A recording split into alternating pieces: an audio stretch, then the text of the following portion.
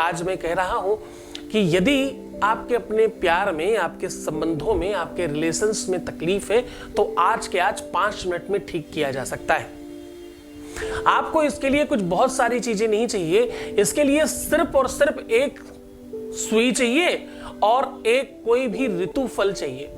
कोई भी ऋतुफल। ऋतुफल का मतलब होता है जो भी आप फल अवेलेबल हो इजीली आपके आसपास, जो भी फ्रूट, जो भी फल आपको आसानी से अवेलेबल हो, उसमें सुई इस प्रकार से लगा दें आपका चाहने वाला तड़फ कर आपकी तरफ भाग कर आएगा।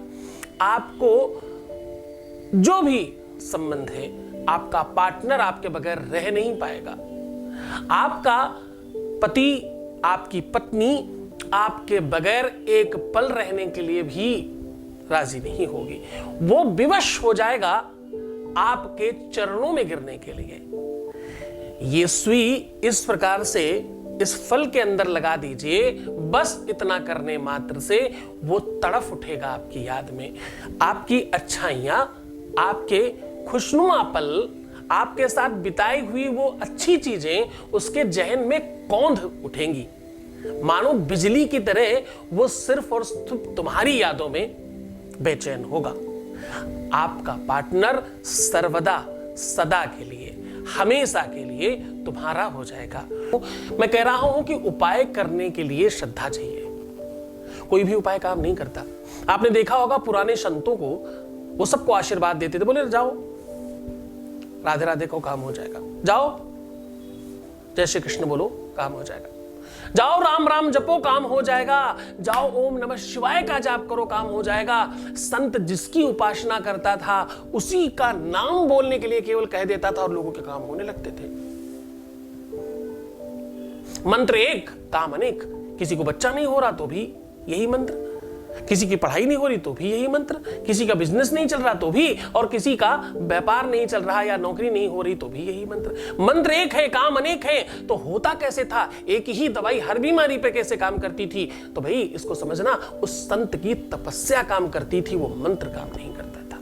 क्या काम करता था? तुम समझने की कोशिश करना कि तुम जो YouTube पे उपाय देखते हो लोगों के, क्यों काम नहीं आते? क्यों? क्योंकि वहां किसी संत की साधना नहीं है साथ में, वहां किसी संत की तपस्या नहीं है साथ में। सीधा उपाय को लेकर के चलता हूं। आज मैं कह रहा हूं कि भाई सामग्री में तुम्हें क्या चाहिए? तो सामग्री में तुमको चाहिए कोई भी ऋतुफल। ऋतुफल मतलब जो भी अवेलेबिलिटी हो, जो सीजनल फल हो। सीजनल फ्रूट्स में कोई भी ले सकते हो, केला हो, अमरूद हो, सेब हो, संतरा हो, जो मिल जाए भाई, जो सस्ता सुंदर टिकाऊ हो वो लेके आ जाओ। अब क्या चाहिए? एक नई निडल सुई चाहिए। सुई का बेसिक आकार छोटी वाली उंगली से, छोटी वाली उंगली जल तत्व की भी है और छोटी वाली तुम्हारी जननेंद्रिय के लिए भी है। इसलिए जननेंद्रिय तुम्हें पता होगा, गूगल कर लेना, पता चल जाएगा। गुप्तांग की बात कर रहा हूं, बता तो मैं खुद ही देता हूं, गूगल करने के लिए तो क्या ही कहता हूं। बच्चे हो ना, इसलिए सिखाना तो सब कुछ पड़ेगा तुम्हें। छोटी वाली उंगली के साइज का कम से कम निडल होना चाहिए। इस निडल को आप कपूर जला करके थोड़ा सा हल्का गर्म कर लीजिएगा, हाथ जलने ना पाए, बहुत ध्यान से। और बस इतनी गर्म हो जाए कि जब आप फ्रूट्स के अंदर उसको चुभाएं तो की आवाज आनी चाहिए। थोड़ी गर्म होगा तो आएगी, वो बड़ी स्वाभाविक बात है, उसमें कुछ मैजिक नहीं है। जब आप डाल रहे हो ना, बस ये एक नंबर और ये एक शब्द बोल देना,